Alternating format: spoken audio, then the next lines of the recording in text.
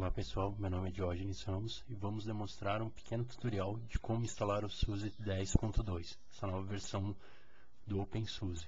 Logo na página inicial já temos a opção de boot, várias opções para cada tipo de kernel. Apertando o F2 podemos mudar a linguagem, apertando o F3 a gente muda a resolução. Como estamos numa máquina virtual, vamos escolher o padrão VESA, mas depois ele vai reconhecer como Virtual Machine e muda esse padrão.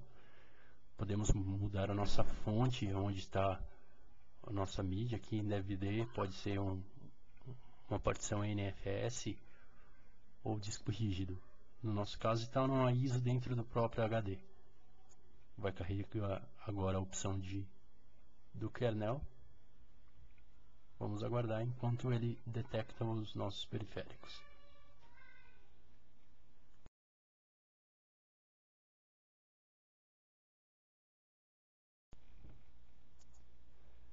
Essa já é uma parte mais demorada, onde que é reconhecida todos os periféricos, o tipo de processador, a velocidade do processador, de quanto você tem em cache em máquina. É feito o teste, onde vai ser montados os terminais, onde você tem acesso a todos os terminais. Aqui agora ele vai localizar o tipo de distribuição, vai apresentar para você OpenSUSE 10.2 e o tipo de máquina que ele vai estar levantando. Estabeleceu o dev, vai procurar os drives. Agora apresenta uma virtual machine. E nisso ele vai configurar o sistema operacional para essa virtual machine. No nosso caso eu deixei ela apenas com 256 de memória.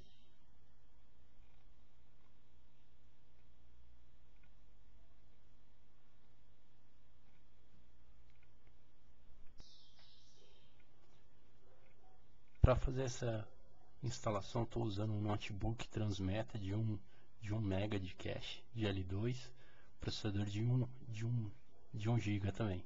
Isso atrapalha um pouco a nossa instalação, porque além de estar executando a máquina virtual, também estou utilizando o sistema operacional Windows, o que reforça um pouco o uso da memória, tornando a nossa instalação um pouco mais lenta. Em outras distribuições otimizadas, esse tempo é menor. Aqui muitas pessoas hoje em dia vêm usando a virtualização de máquinas, tanto para servidores. Isso é uma facilidade, tanto é que a Microsoft agora no Windows Vista vem se preocupando bastante com isso.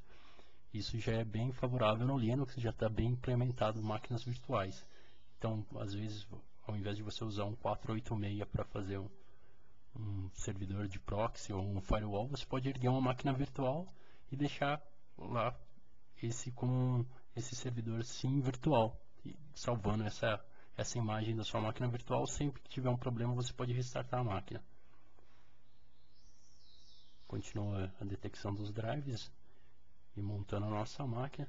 Em breve vai pedir a confirmação de alguns. Até agora a gente só estava reconhecendo os periféricos do computador. Agora sim, efetivamente a gente vai escolher como vai ser configurado o nosso sistema operacional. Aqui é feito o termo, o contrato. A gente não tem outra opção, ou aceita ou não instala. Aí tem toda a EULA dizendo sobre o tipo de distribuição, o que rege as leis desse contrato. Vamos dar aceitar, porque senão não instala.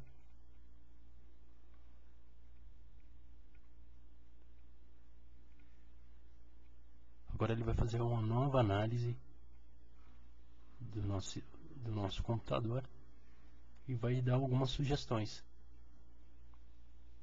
de qual seria a melhor maneira, isso para a Novell, de como deveria ser instalado o sistema operacional.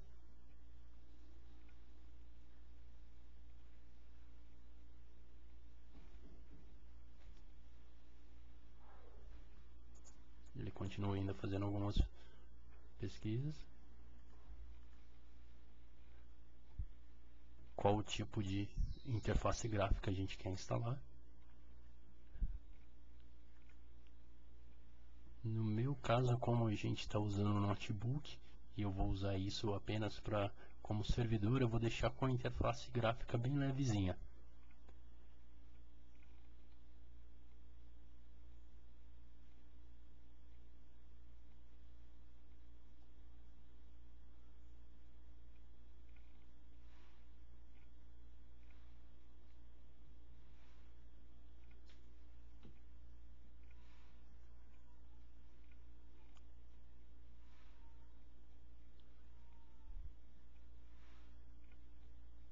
ele detectou a nossa data e hora, o tipo de linguagem. Nesse caso eu não vou deixar local não, vou deixar ser atualizado. Aqui o nosso tipo de desktop. Nesse caso eu vou deixar uma interface leve, mas poderia deixar também o GNOME ou o KDE. São muito legal assim. Hoje em dia o GNOME tá bem fácil de usar. Antes era um pouquinho mais complicado, mas hoje para o usuário de desktop tá bem bonito assim, bem legal. O KDE, para quem gosta de Windows, é o que é. Mais prático, mais fácil e o que vai ter menos impacto.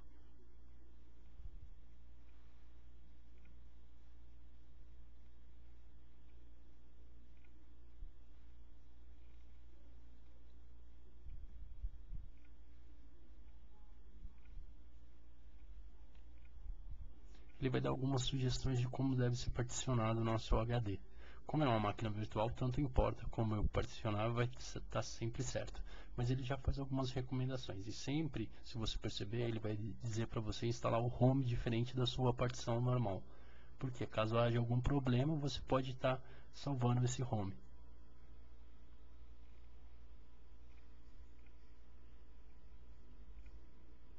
Dizendo as especificações, se você quiser mudar algo.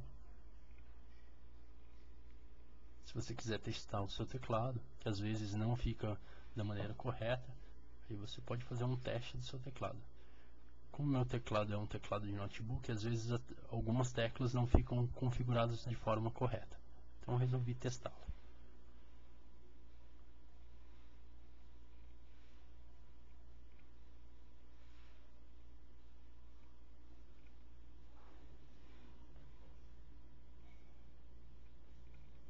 Você pode ter uma descrição melhor do seu computador, tipo de teclado, tudo, de software, tipo de máquina. É isso mesmo? Vamos lá? Dando uma conferida no que ele mostra pra gente. Não tem dúvida. Vamos instalar.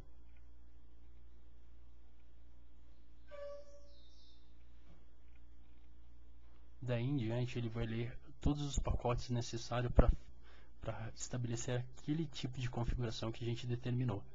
Alguns tipos de configuração demora mais. Isso então a sua instalação pode demorar mais ou menos determinado pelo tipo de instalação que você escolheu. Uma coisa que demora muitas vezes é escolher o gerenciador como KDE, que ele tem bastante biblioteca e bastante pacote.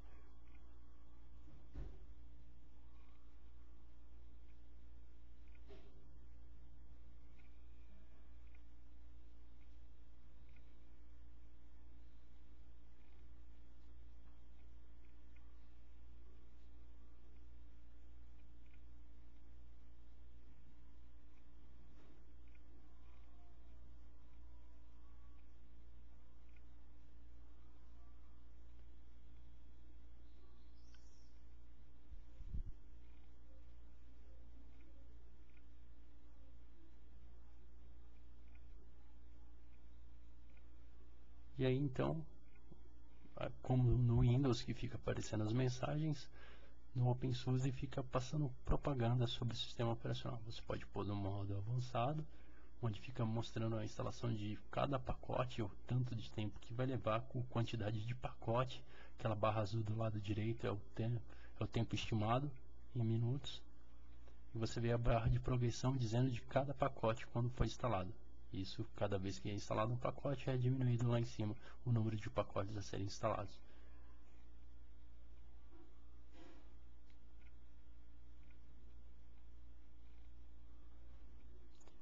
Esse foi a primeira parte de como instalar o SUSE 10.2. Espero ter ajudado. Em breve estaremos disponibilizando a segunda parte. Muito obrigado por sua participação. Até mais.